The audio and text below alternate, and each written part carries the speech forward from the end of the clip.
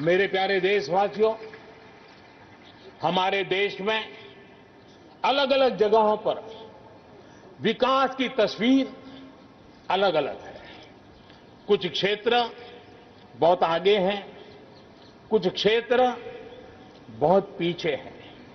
ये असंतुलन आत्मनिर्भर भारत के सामने एक महत्वपूर्ण चुनौती मैं मान सकता हूं। और इसलिए जैसा मैंने प्रारंभ में कहा, 110 आकांक्षी जिलों पर हम बल दे रहे हैं, उसको विकास की बराबरी लाना चाहते हैं।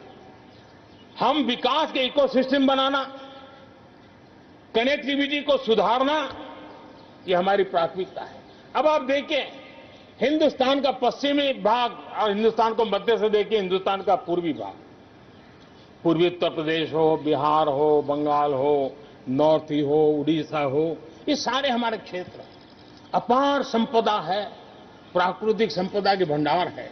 यहां के लोग सामर्थ्यवान है, शक्तिवान है, प्रतिभावान है, लेकिन अवसरों के अभाव में ये क्षेत्र हमारे असंतुलन रहा है।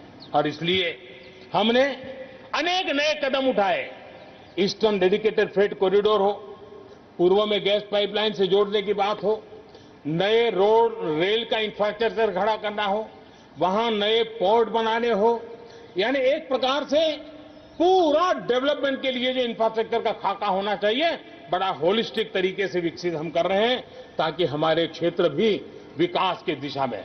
उसी प्रकार से लेह लद्दाख, करगिल, जम्मू कश्मीर, एक क्षेत्र,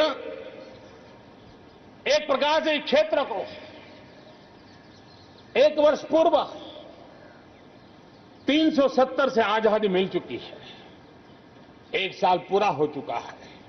ये एक साल जम्मू कश्मीर के एक नई विकास यात्रा का बड़ा महत्वपूर्ण पड़ाव है। ये एक साल वहां महिलाओं को, दलितों को मूलभूत अधिकारों को देने वाला कालखंड रहा है। ये हमारे शरणार्थियों को गरिमापूर्ण जीवन का भी एक साल रहा है। विकास का लाभ गांव और गरीब तक पहुंचाने के लिए बैक टू विलेजेस जैसे विशेष अभियान चलाए जा रहे हैं। आयुष्मान योजना को बेहतरीन तरीके से आज जम्मू कश्मीर, लद्दाख के क्षेत्र में उपयोग किया जा रहा है।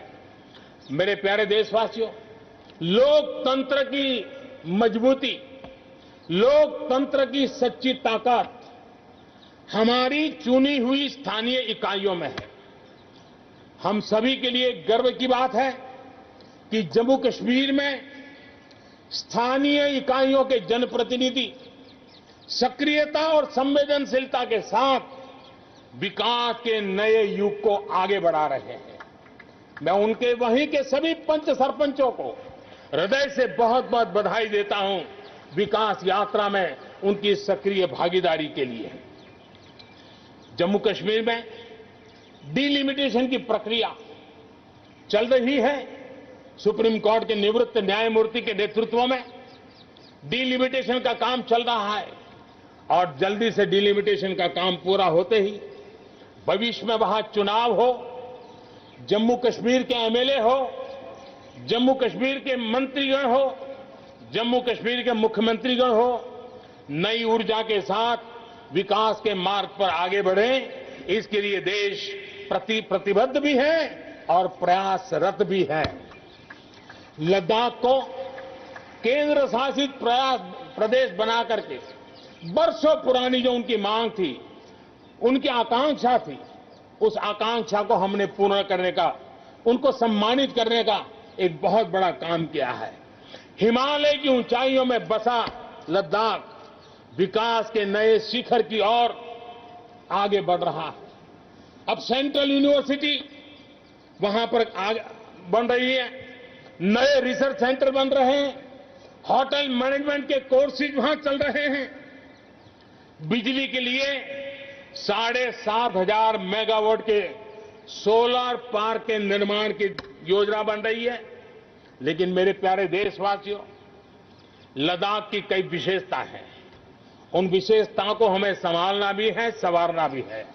और जैसे सिक्किम ने, हमारे नॉर्थ ईस्ट में सिक्किम ने अपनी एक ऑर्गेनिक स्टेट की पहचान बनाई है, वैसे ही लद्दाख, लेह, करगिल, ये पूरा क्षेत्र हमारे देश के लिए कार्बन न्यूट्रल इकाई के रूप में उसकी पहचान बना सकता है।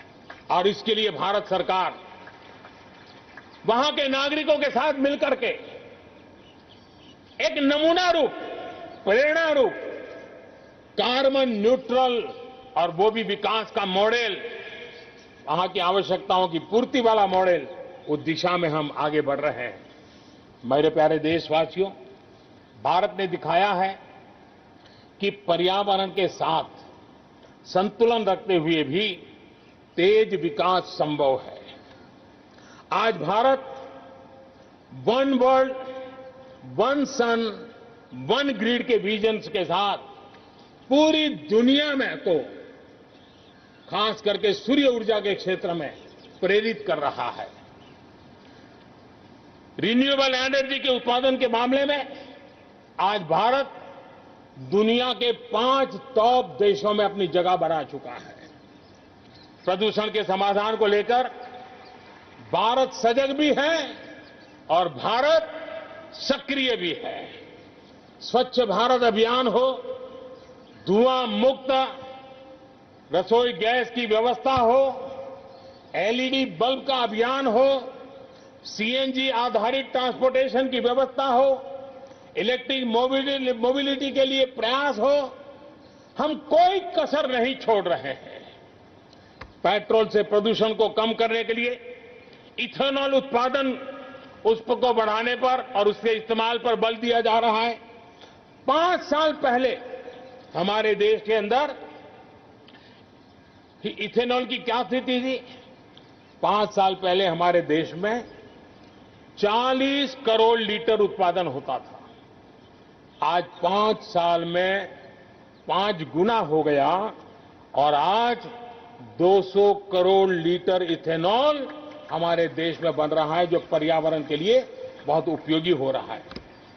मेरे प्यारे देशवासियों, देश के 100 शहरों में, चुने हुए 100 शहरों में प्रदूषण कम करने के लिए हम एक होलिस्टिक अप्रोच के साथ, एक इंटीग्रेटेड अप्रोच के साथ, एक जन भागीदारी के साथ आधुनिक टेक्नोलॉजी का उपयोग भरपूर करते हुए हम उसे प्रदूषण कम करने की दिशा में एक मिशन मोड में काम करने वाले हैं। मेरे प्यारे देशवासियों, भारत इस बात को गर्व से कह सकता है, भारत उन बहुत कम देशों में से एक है जहां जंगलों का विस्तार हो रहा है। अपनी बायोडायवर्सिटी के संरक्षण और संवर्धन के लिए भारत पूरी तरह संवेदनशील है। हम लोगों ने सफलतापूर्वक प्रोजेक्ट टाइगर, प्रोजेक्ट एलिफेंट हमने सफलतापूर्वक आगे बढ़ाया है। हमारे यहां टाइगर की आबादी बढ़ी है। अब आने वाले दिनों में एशियाटिक लायन, प्रोजेक्ट लायन की शुरुआत हो रही है और उसमें प्रोजेक्ट लायन भारतीय शहरों की रक्षा, सुरक्षा, आवश्यक इंफ्रास्ट्रक्चर और विशेष करके उनके लिए जो आवश्यक होता है स्पेशल प्रकार का हेल्थ इंफ्रास्ट्रक्चर, उस पर भी काम किया जाएगा और प्रोजेक्ट लाइन पर बल दिया जाएगा। साथ ही एक और काम को भी हम बढ़ावा देना चाहते हैं और वो है प्रोजेक्ट डॉल्फिन चलाया जाएगा। नदियों में, समंदर में रहने वाली दोनों तरह की डॉल्फिन्स पर हम फोकस करेंगे। इससे बायोडायवर्सिटी को भी बल मिलेगा और रोजगार के अवसर भी मिलेंगे। ये टूरिज्म के आकर्षण का भी केंद्र होता है, तो इस दिशा में भी हम आगे बढ़ने वाले हैं।